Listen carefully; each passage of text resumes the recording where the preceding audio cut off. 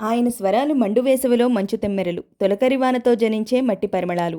ఆయన గమకాలు సాయం సంధ్య వేళ మేనిని తాకే చల్లని చిరుగాలులు. ఆయన సంగీతం ప్రకృతితో సంగమై ధ్వనించే దేవరాగం. ఆయన బాణీలు జానపద జావలీల జలపాతాలు. ఆయనే సినీ సంగీత సామ్రాజ్యానికి రారాజు ఇళయరాజా.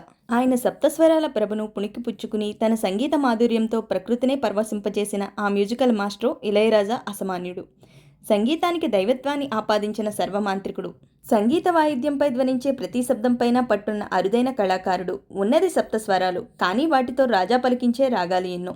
ప్రతి రాగం హృదయాలను తాకి మనసును రంజింపచేస్తుంది. బాణీలను దారంలా మార్చి సాహిత్య కుసుమాలతో మాలకట్టి సంగీత సరస్వతికి గీతమాలకులు సమర్పించిన అపరిభక్తుడు ఆయన. ఇళయరాజా సంగీత దర్శకులో అత్యంత అరుదైన ప్రతిభావంతుడు. ఆయన సినీ ప్రస్థానం ప్రారంభించి ఇంచుమించు 50 ఏళ్లు పైమాటే. ఇప్పటికీ ఇళయరాజా సంగీతం అంటే నవయవ్వనంతో ఉరకలు వేస్తుంటుంది.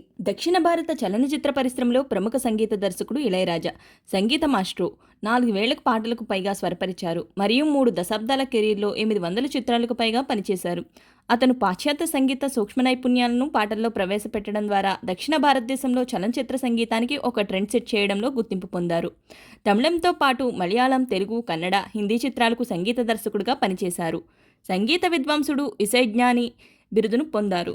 ఇళయరాజా 1943వ సంవత్సరం జూన్ 2వ తేదీన తమిళనాడులోని తేని జిల్లాలో ఉన్న పన్నాయిపురం అనే చిన్న గ్రామంలో నివసిస్తున్న ఒక పేద కుటుంబంలో జన్మించారు. అతని తండ్రి రామస్వామి మరియు తల్లి చిన్న తాయమ్మాళ్.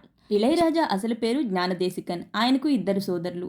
పెద్దనాన్న కుమారుడు పావలార్ వరదరాజన్లతో జ్ఞానదేశికన్ బాల్యం హాయిగా గడిచింది. తండ్రి తేయాకు తోటలో చిరుద్యోగి, తల్లి పొలాల్లో పనిచేసేది. అమ్మతో పొలం పనులకు వెళితే అక్కడ ఆమె పాడే జానపద గీతాలు ఇళయరాజాలో ఏదో తెలియని శక్తిని నింపేవి. పసిపిల్లాడు సంగీతం పైన చూపిస్తున్న ప్రేమ చూసి తన తల్లి ఓ పాత హార్మోనియం కొనిపెట్టింది. అదే ఓ సంగీత సామ్రాట్టును తీర్చిదిద్దే క్షణమవుతుందని బహుశా ఆమె అప్పటికి ఊహించి ఉండరు. హాయిగా గడిచిపోతున్న ఇళయరాజా బాల్యం చదువుల పట్టాలెక్కింది. బడిలో చేరేటప్పటికే అతని పేరును జ్ఞానదేశికన్ డేనియల్ రాజయ్యగా మార్చారు తండ్రి. కానీ ఊర్లో అంతా రాసయ్య అని పిలిచేవారు. అప్పటి వరకు సాదాసీదాగా సాగిపోతున్న డేనియల్ రాజయ్య జీవితంలో అనుకోకుండా ఓ పెద్ద కుదుపు ఏర్పడింది. తన 7వ ఏట తన తండ్రి రామస్వామి పరమదించారు. తీవ్రమైన కుంగుబాటుకు లోనయ్యే రాజయ్యకు సంగీత పరికరాలే నేస్తాలయ్యాయి. అలా మెల్లగా వాయిద్యాలపై పట్టు సాధించారు. కానీ పూట గడవటం కష్టంగా మారింది. తనలాగే సోదరులకు సంగీతంపై ఆసక్తి ఉండడం వల్ల చదువులు పెద్దగా సాగింది లేదు. కుటుంబ పోషణ భారంగా మారుతున్న తరుణంలో 1958లోన పెద్దనాన్న కుమారుడు పావలార్ వరదరాజన్ ఇళయరాజా సోదరులతో కలిసి పావలార్ బ్రదర్ ఆర్కెస్ట్రా పెట్టారు. అప్పుడు ఇళయరాజా వయసు కేవలం 14 ఏళ్లు.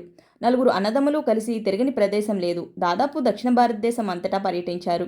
గుడిలో భజన కార్యక్రమాల దగ్గర నుంచి కచేరీల వరకు పావలార్ బ్రదర్స్ ఆర్కెస్ట్రా ఉండాల్సిందే. 1968లో సోదరులతో కలిసి అవకాశాల కోసం చెన్నై చేరుకున్నారు. అదే సమయంలో క్లాసికల్, గిటార్, వయలిన్, పియానో నేర్చుకున్నారు. 1970లో మ్యూజిక్ ప్రొఫెసర్ ధనరాజ్ మాస్టర్ ప్రోత్సాహంతో లండన్ ట్రినిటీ కాలేజీలో పరీక్షకు హాజరయ్యారు ఇళయరాజా. కేరళకు చెందిన ప్రముఖ సంగీత విద్వాంసుడు టీవీ గోపాలకృష్ణన్ వద్ద కర్ణాటక సంప్రదాయ సంగీతాన్ని నేర్చుకున్నారు ఇళయరాజా. అంతేకాదు లండన్ ట్రినిటీ కాలేజ్ వారి నుంచి క్లాసికల్ గిటార్లో గోల్డ్ మెడల్ అందుకుని తన సత్తా చాటారు. ఇళయరాజా టాలెంట్ చూసిన ధనరాజ్ మాస్టర్ ఆయనకు పాశ్చాత్య సంగీత సంచలనాలు బీథోవెన్, మొజార్ట్ల మ్యూజిక్ని పరిచయం చేశారు. ఇక అక్కడి నుంచి ఇళయరాజా హృదయంలోని సంగీతం కొత్త పరవళ్లు తీయటం ప్రారంభించింది. ప్రముఖ బెంగాలీ సంగీత దర్శకుడు సలీల్ చౌదరి అప్పట్లో చెన్నైలోని మ్యూజిక్ రికార్డింగ్లు చేసుకునేవారు. అలా ఓసారి ఇళయరాజా సంగీతం విని ముచ్చటపడి తన సినిమాలో గిటారిస్ట్గా అవకాశం కల్పించారు. కానీ ఆ తర్వాత అవకాశాలు అంతగా రాకపోవడం వల్ల ఊరికి వెళ్ళిపోదామని నిర్ణయించుకున్నారు ఇళయరాజా. ఆ సమయంలోనే గానగంధర్వుడు, ఆప్తమిత్రుడు ఎస్పి బాలసుబ్రహ్మణ్యంతో ఇళయరాజాకు పరిచయం ఏర్పడింది.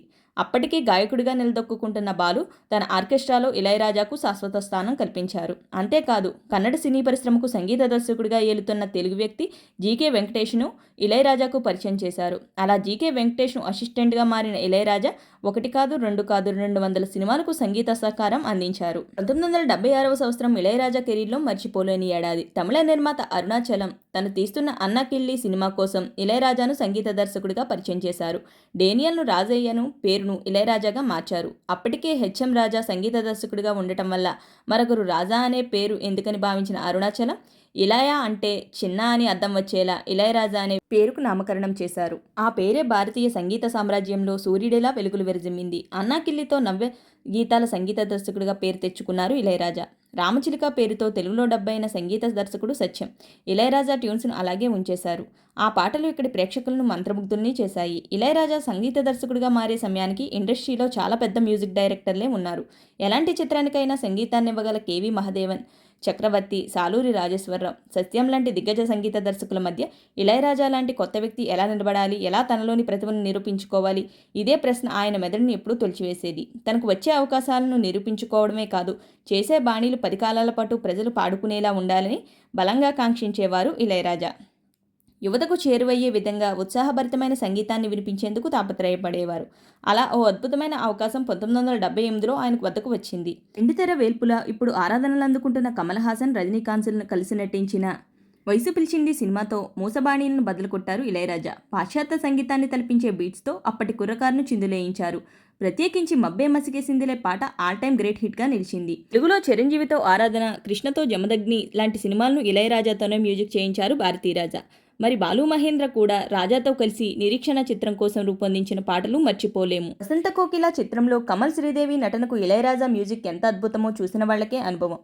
వెండి తెరపై తనను నిర్మించుకోవాలనే కసితో ఉన్న నటుడు చిరంజీవి. పాటలకు లయబద్ధంగా డ్యాన్సులు వేయగలరు, నటనతో ఎంతటి వారినైనా మెప్పించగలరు. అలాంటి చిరంజీవి ఇళయరాజా సంగీతానికి కథా వస్తువు.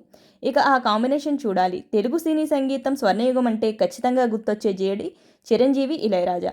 1983లో అభిలాష చిత్రం కోసం ఇళయరాజా స్వరపరిచిన జ్యూక్ బాక్స్ మొత్తం ఎవర్ గ్రీన్ సాంగ్సే. ఏ సంగీత దర్శకుడికైనా కమర్షియల్ సినిమాలతో పాటు సంప్రదాయ శాస్త్రీయ సంగీతం ప్రధానమైన సినిమాల్లోనూ రాణించినప్పుడే పరిపూర్ణత్వం. సరిగ్గా అలాంటి అవకాశం కోసం చూస్తున్న ఇళయరాజా కోసం కళా తపస్వి కె. విశ్వనాథ్ సాగర సంగమం అవకాశాన్ని కల్పించారు. ఇళయరాజా వ్యక్తిగత జీవితానికి వస్తే, ఇళయరాజా జీవా అనే ఆమెను వివాహం చేసుకున్నారు. మరియు వారికి 2 కుమారులు, 1 కుమార్తె కూడా ఉన్నారు. వారి కుమారులు కార్తిక్ రాజా మరియు యువన్ శంకర్ రాజా ప్రస్తుత తరంలో 2 ఉత్తమ సంగీత దర్శకులు.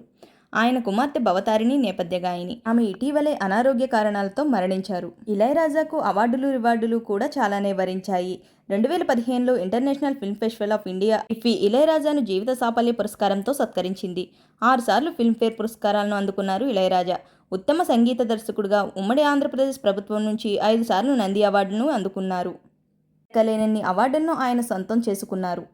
ఇళయరాజాకు సంబంధించిన కొన్ని ఆర్టికల్స్, కథనాల ప్రకారం ఈ వీడియోని రూపొందించడం జరిగింది. ఇందులో తప్పులు ఏమైనా ఉంటే కామెంట్ రూపంలో తెలియజేయగలరు. ఈ వీడియో కనుక మీకు నచ్చినట్లయితే లైక్ చేసి, షేర్ చేసి నా ఛానల్ని సబ్స్క్రైబ్ చేసుకోండి. Thanks for watching.